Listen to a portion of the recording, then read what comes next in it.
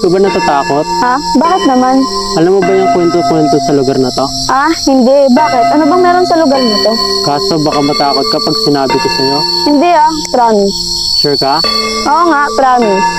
Sige na nga, dahil makulit ka, sasabihin ko na sa'yo. Isa, dalawa, eto na. Itong lugar na to, dati itong school.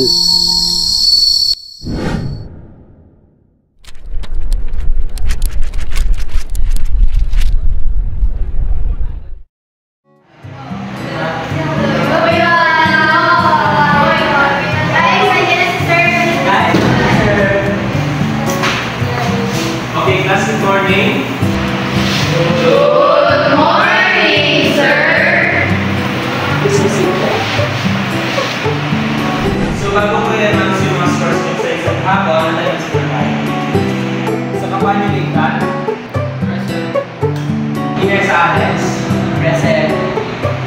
Dominguez Ella, present. Moranga Akira, Vista Ivy, Galang Kiara, Maestro Gil, Pababa Erina, Kiara Sam, Herbacio Ega, absent po. Pero Santos Leslie, absent po. So ayun, out of 50, ito ang scores ko nakapagod ko sa isa. Agustin Axel, 31. Sa Kapanyo Litan, 28. Elisa Alex, 18. Dominguez Ella, 25. Murata Akira, 32. At si Vista, hindi pa lang kayo na siya ay nakakuha ng perfect score. Bakit lang yan? Diba? Ganyan talaga pag may kapit.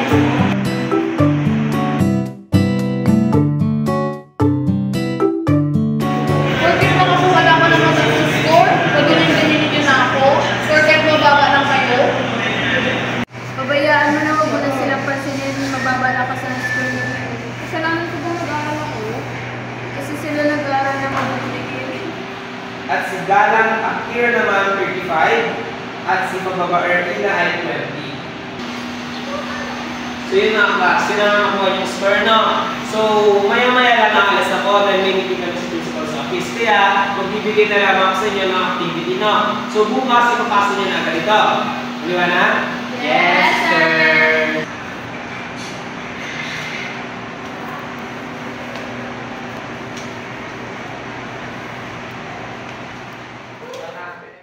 Cheater kasi, kaya mataas.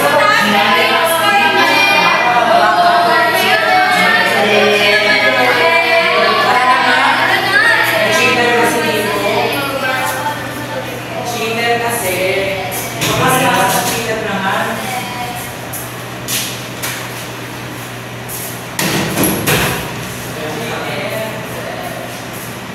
Yarik ka.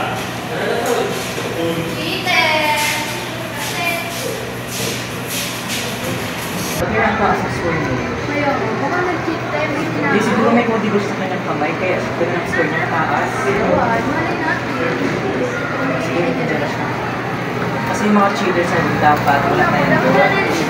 Unfair diba sa cheater? Unfair sa atin tayo. Unfair diba? Unfair diba sa cheater? Unfair sa atin tayo. Uy, dito na pala yung naka-high score kanina. Yun, sana maka-score din. Yung ginagawa niyo dito? Hintay ka. Kulang! Kulang! Saan kayo? Kulang! Saan kayo nakakadalawang dismosal yan?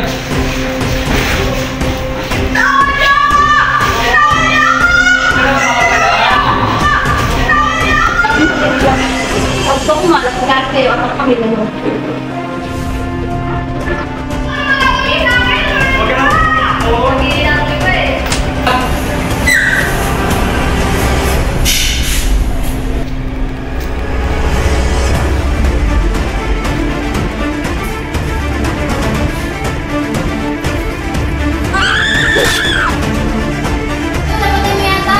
Wala kami pakit.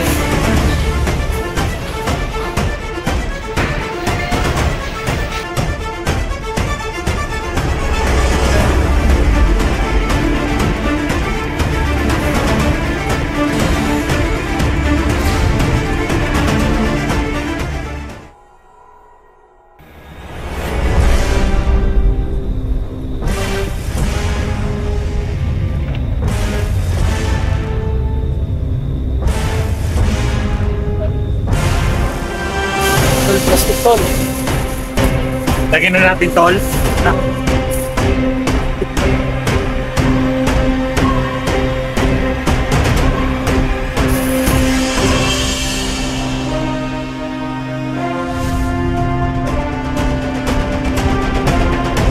Lagyan natin yung tapos, tol. Tanda ko, tol.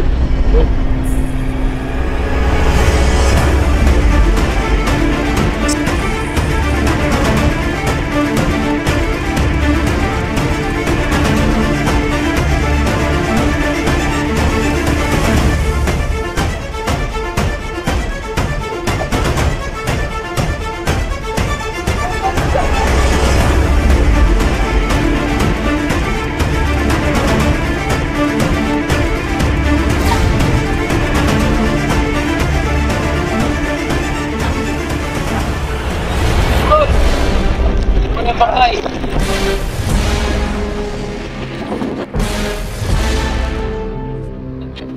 Dura naman, wala na makakakita yung dito. Wala na. Oo. Alon! Alon! Hindi ba kayo dalawang yun? Oo!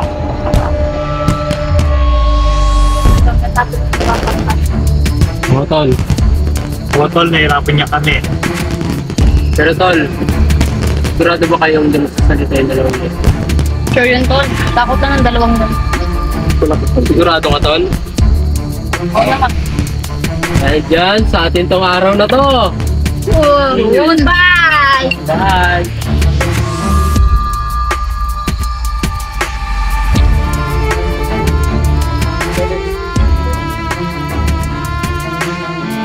Pero tol, baka magsundi yung dalawa nila. Kung magkalala kami ng bahala ko. Pinabayan na natin yun. Alam ko kung makakatulong sa akin.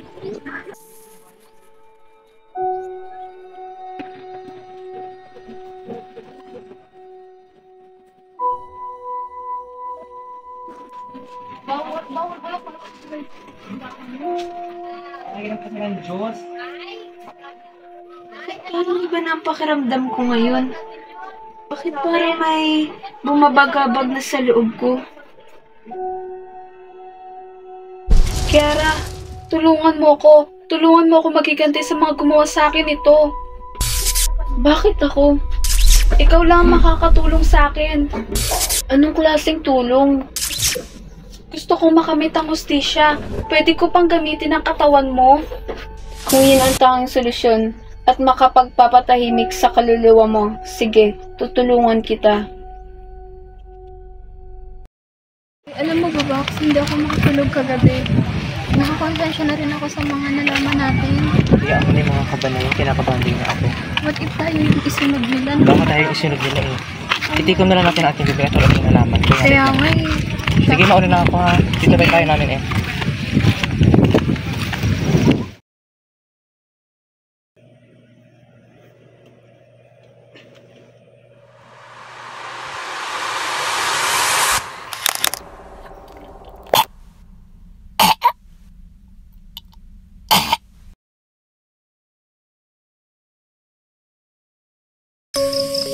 Hello?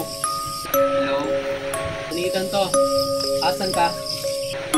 Uy, Nathan. Oo, pauwi na ako. Punta ka dito sa gubat. Sige, papunta na ako dyan. Sige.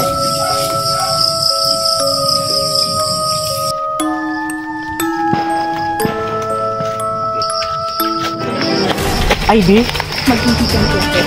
Hindi ko kayo titigilan.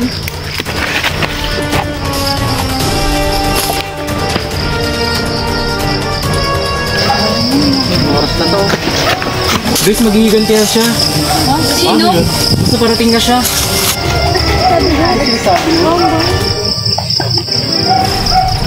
Tamang-tama. Nandito kayo. Hindi na ako mahihirapang isa-isahin ko yung patayin. Lalo ka na, Nathan at Axel. Papatay ka na? Ba't ginugulo mo pa kami? Ginulo niyo yung buhay ko. Kaya dapat kayong mamatay. Sa lahat ng kahayupan na ginawa niyo sa akin, lalo ka na Nathan at Axel. Kaya dapat dapat mamalayan. Yo!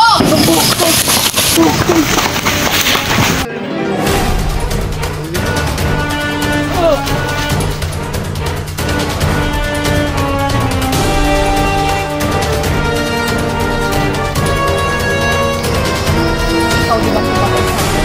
Hindi mo naman sinira ang bangal ko. Pinatay mo naman ako!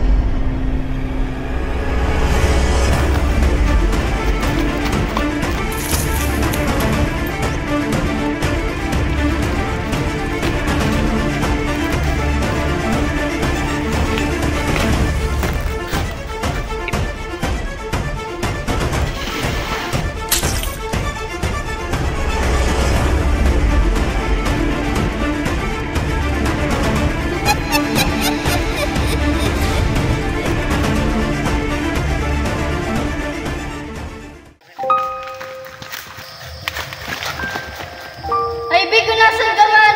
Nagsisisi na ako. Bawawi ako sa'yo. Alam mo, nagpapasalamat ako at hindi tinadamay kong kay Ivy. Nagsisisi natin ako sa lahat ng nagawa sa kanya. Let's start. Dear Lord, grant eternal rest to Ivy Visca and let perpetual light shine upon them. May their soul rest in peace. Amen.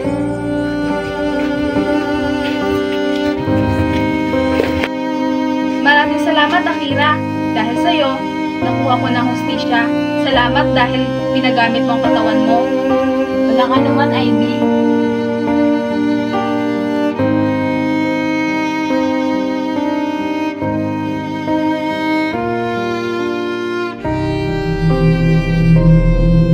Ganun pa yung nangyari. Kawawa naman si Ivy. Ivy, no? Oo.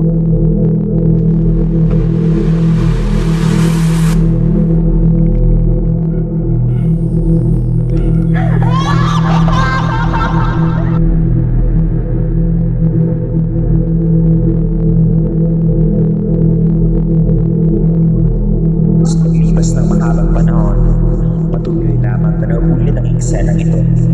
Ngunit kailan nga ba ito magwawakas? Sinong tutuldok sa di matapos-tapos na misteryong ito?